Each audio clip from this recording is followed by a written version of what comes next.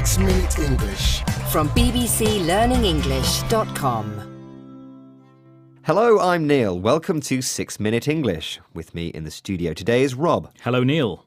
Traditionally, January is the month in which people try to make their New Year's resolutions work. Some want to get fit, others swear they'll drink less alcohol, and there are those who want to stop smoking. Many people might wish to stop smoking here in England because, according to a plan, smoking in cars with children will be banned under new laws put forward by the government. And a similar move is being discussed in Wales, Scotland and Northern Ireland. Today we're talking about this new proposal restricting where people are allowed to smoke, and you'll learn some related vocabulary so you can have your own discussion on the subject. We usually talk about smoking as a habit. That's what we do every day without even thinking that it's difficult to give up. Well, this ban is going to cause controversy. In other words, disagreement expressed in an angry public way. Yes, smokers are trying hard to carry on enjoying their cigarettes. But there are a couple of places where they've already lost the battle, Rob. And where's that? I'm giving you the chance to tell me. Bans on smoking in cars where children are present already exist in some regions of particular countries.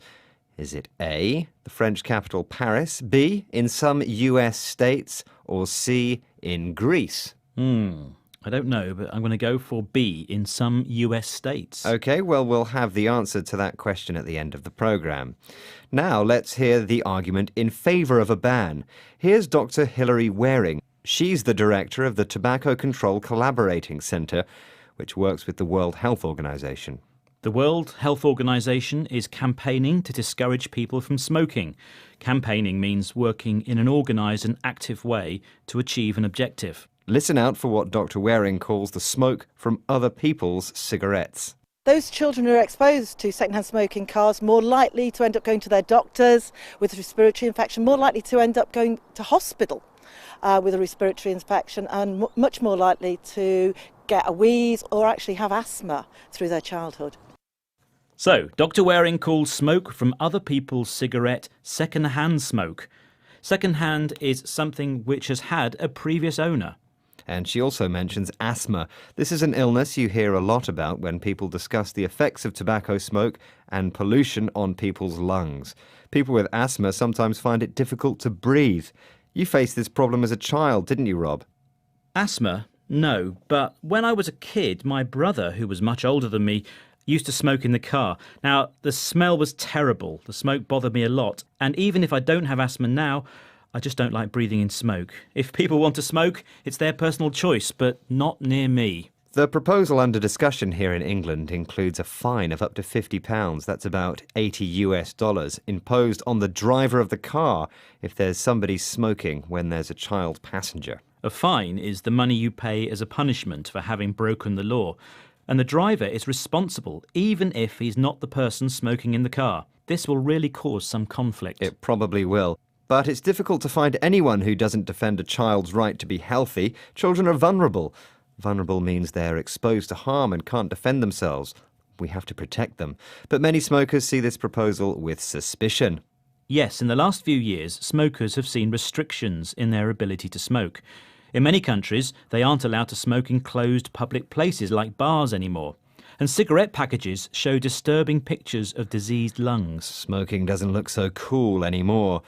One of the smokers suspicious of the new ban is Hayley. This British driver says she doesn't smoke when her children are on board, but that's as far as she goes in agreeing with the ban. What reason for disagreeing is she raising? Listen out for the two words Hayley uses when talking about the physical area surrounding her, which she feels is very personal.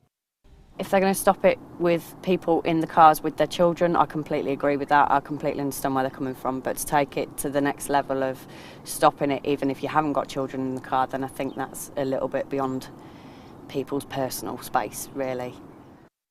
Hayley talks about her personal space. It means the area around her body which she feels is hers, and, if invaded, makes her feel uncomfortable. In this case, Hayley feels that her car is her personal space, and she should be able to choose if she wants to smoke in it. Well, it seems that enforcing this ban will be a bit of a challenge for the authorities. There is a ban on smoking inside buses, but I tell you, sometimes I can smell smoke from somewhere. They breach the law at their own peril. But other places have managed to implement the ban on smoking in cars with child passengers. So what's the answer to the question you put earlier in the programme, Neil? Where are people not allowed by law to smoke in private cars with children on board? Is it Paris, some US states, or Greece? Well, I said some US states. And you were correct. Oh, good. Well, the proposal here in England has yet to be voted for in Parliament, and it might be implemented only by October.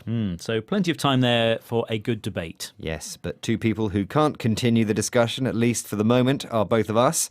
That's because we've run out of time, Rob. Let's just remember some of the words used today. Habit, controversy, campaigning, second-hand smoke, asthma, fine, vulnerable, personal space. That's it for today. Do log on to bbclearningenglish.com to find more 6-Minute English programmes. Until next time, goodbye. Bye. 6 Minute English from the BBC.